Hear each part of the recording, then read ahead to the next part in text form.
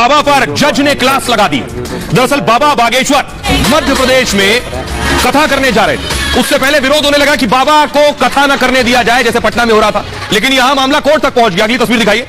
बाबा ने बड़ा पंडाल लगाया, हजारों समर्थक बाबा की कथा सुनने आ रहे हैं, लेकिन यह मसला कोर्ट में गया और कोर्ट में जज ने फटकार लगाई और यह वीडियो वायरल है। अगली तस्वीर दिखाई।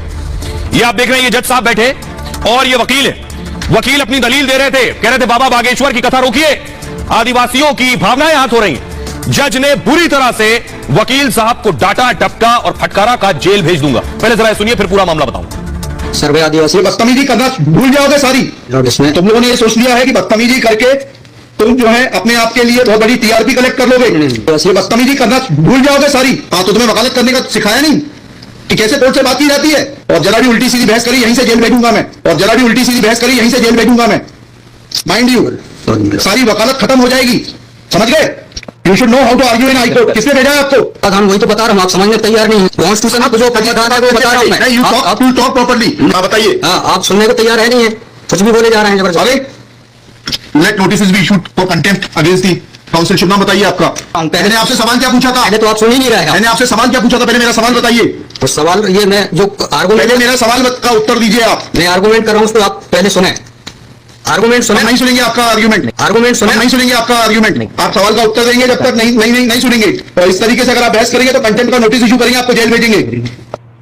सर्वे आदिवासी बदतमीजी करना भूल जाओगे सारी। तुम लोगों ने ये सोच लिया है कि बदतमीजी करके तुम जो है अपने आप के लिए बहुत बड़ी टीआरपी कलेक्ट कर लोगे। बदतमीजी करना भूल जाओगे सारी। हाँ, तो तुम्हें वकालत करने का सिखाया नहीं कि कैसे कोर्ट से बात की जाती है। और जरा भी उल्टी सीधी बहस करी, यहीं से जेल भेजूंगा मैं। और जरा भी उल्टी सीधी बहस करी, यहीं से जेल भेजूंगा मैं। माइंड यू, सारी वकालत खत्म हो जाएगी, समझ गए?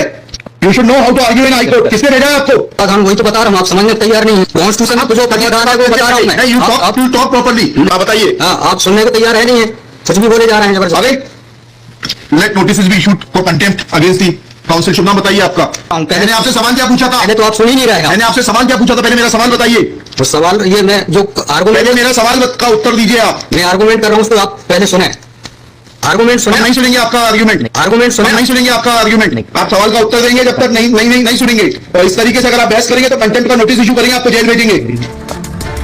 जज साहब का गुस्सा क्यों था, जरा आइए अब मैं आपको बताता हूं। पूरा मामला क्या था कि बाबा बागेश्वर की कथा ना होने पाए, कैसे भी बाबा बागेश्वर को रोक लिया जाए, बाबा पहुंचने ना पाए, पंडाल ना लगना पाए। देखिए जरा, हुआ ये कि बागेश्वर धाम की कथा के खिलाफ याचिका लगाई गई, रोक लो बाबा को।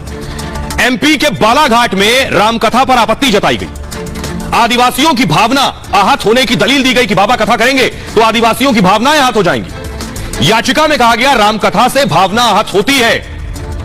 भादुकोटा जगह का नाम है, भादुकोटा आदिवासियों के बड़ा देव का पूजा स्थल है, बड़े देव का। यहां पर रामकथा के आयोजन का विरोध किया गया, यहां रामकथा मत करवाइए वरना आदिवासियों की आस्था आहत हो जाएगी। मध्य प्रदेश हाईकोर्ट में याचिका पर सुनवाई हुई। वकील की दलील से जज साहब बेहद नाराज हो गए। हाईकोर्ट में सुनवाई का यह वीडियो वायरल है जो मैंने आपको सुनाया। जस्टिस विवेक अग्रवाल साहब थे और वकील के बीच बहस हुई।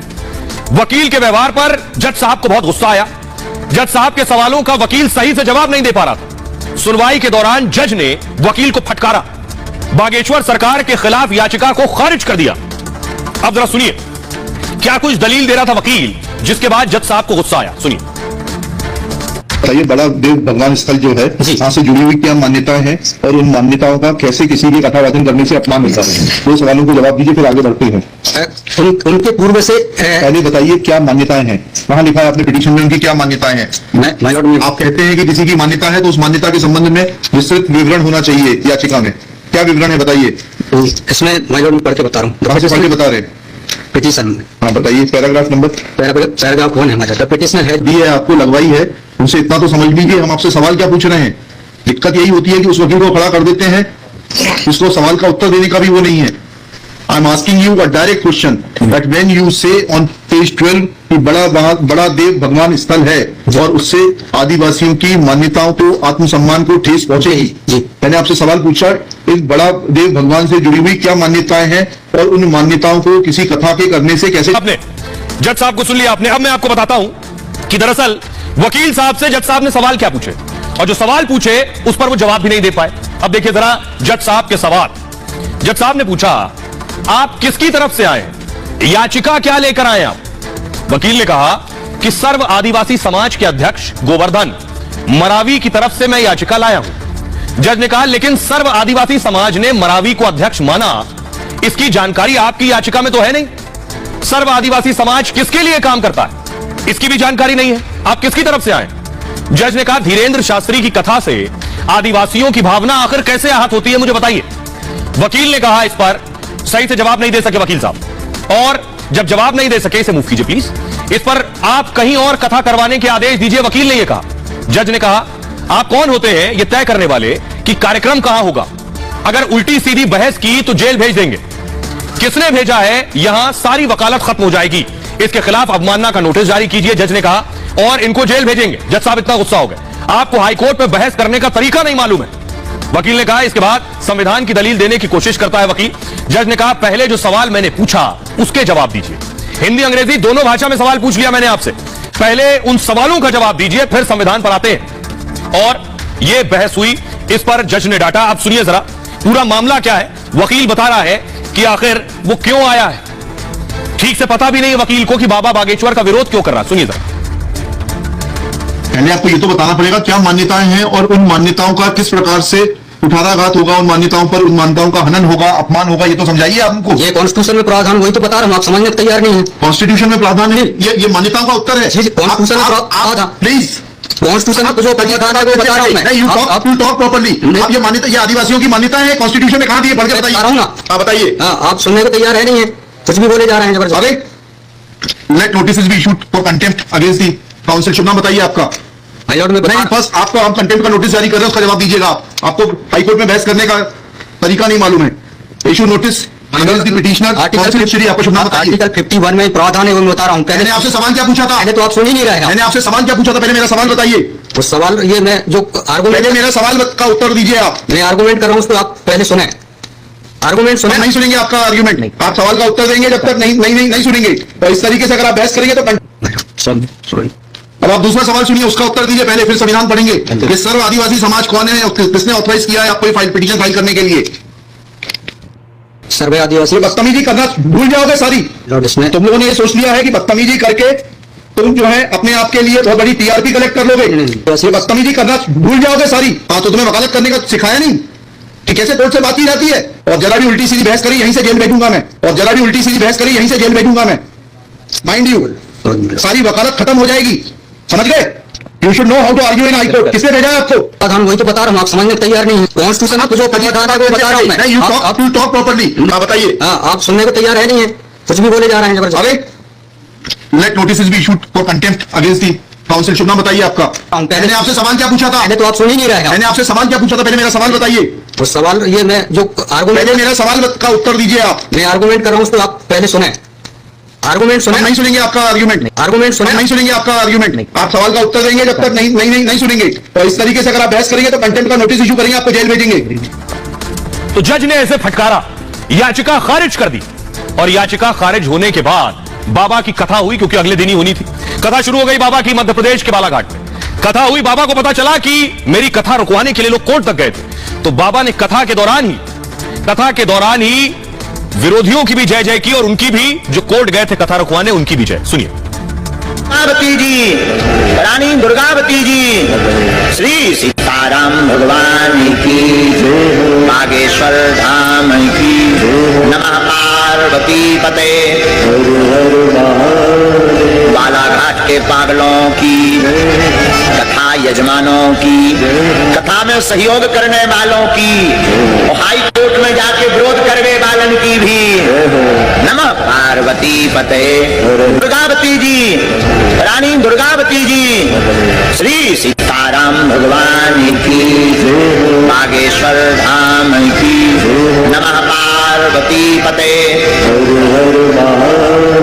बालाघाट के पागलों की कथा, यजमानों की कथा में सहयोग करने वालों की, और हाई कोर्ट में जाके विरोध करने वालन की भी नमः पार्वती पते। तो बाबा का विरोध करने वाले भी बहुत से हैं, मैंने आपको बताया, और बाबा के समर्थन में भी बहुत से लोग हैं, और इसीलिए बाबा की सुरक्षा बढ़ा दी गई है। ये आप देख रहे हैं, बाबा का जब काफिला चलता है तो साथ साथ हजारों लोग आगे पीछे चलते हैं, इसलिए सिक्योरिटी बाबा की बढ़ा दी गई है। बाबा का खतरा बढ़ गया है। अगली तस्वीर दिखाई जरा। ये आप देख रहे हैं, ये भीड़ है। इस भीड़ की वजह से, इस भीड़ को देखते हुए, बाबा को थ्रेट देखते हुए, बाबा को धमकी देखते हुए, बाबा को वाई कैटेगरी सुरक्षा दे दी गई है। जी हां, बाबा की जो सुरक्षा दस्ता है वो बढ़ा दिया गया है। किस तरह की सुरक्षा बाबा को मिलने वाली है ये मैं आपको बताता हूं, देखिए जरा। अब बाबा वाई कैटेगरी में रहेंगे। ये Y category security, Dhirendra Shastri को अब उच्च श्रेणी की सुरक्षा दे दी गई है, जिसे वाई कैटेगरी कहते हैं। वाई कैटेगरी में 8 सुरक्षा कर्मी शामिल होंगे जो हर वक्त उनके इर्द गिर्द रहेंगे। 2 निजी गार्ड होंगे, जिसमें से वाई कैटेगरी में 1 या 2 कमांडो भी तैनात होंगे साथ में। निजी गार्ड 6 से 8 घंटे की शिफ्ट में रोटेट होते रहेंगे। 1 से 2 गाड़ियों का काफिला रहेगा।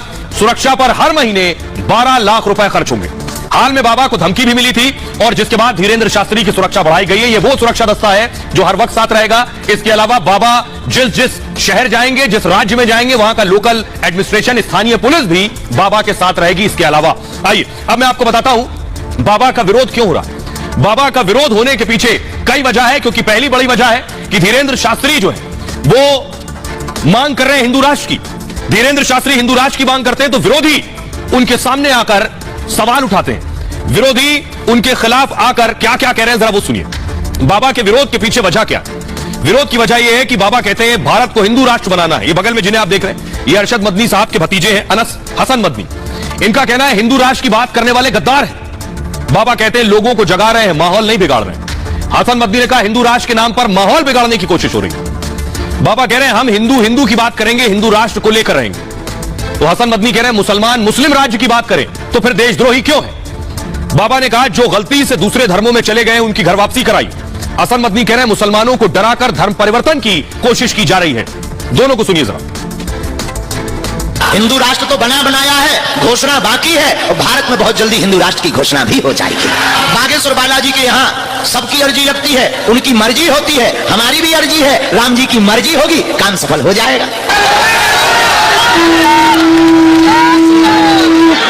लोगों के कहने में मत पड़ा करो, इनको कहने दो। अब भारत हिंदू राष्ट्र बनकर के ही रहेगा। उन लोगों को गद्दारी का सर्टिफिकेट नहीं दिया जाता जो आज इस मुल्क के अंदर ये आवाज लगा रहे हैं कि इस मुल्क को हिंदू स्टेट बनना चाहिए। इस मुल्क को हिंदू स्टेट बनाने के लिए जो कोशिशें कर रहे हैं, असल गद्दार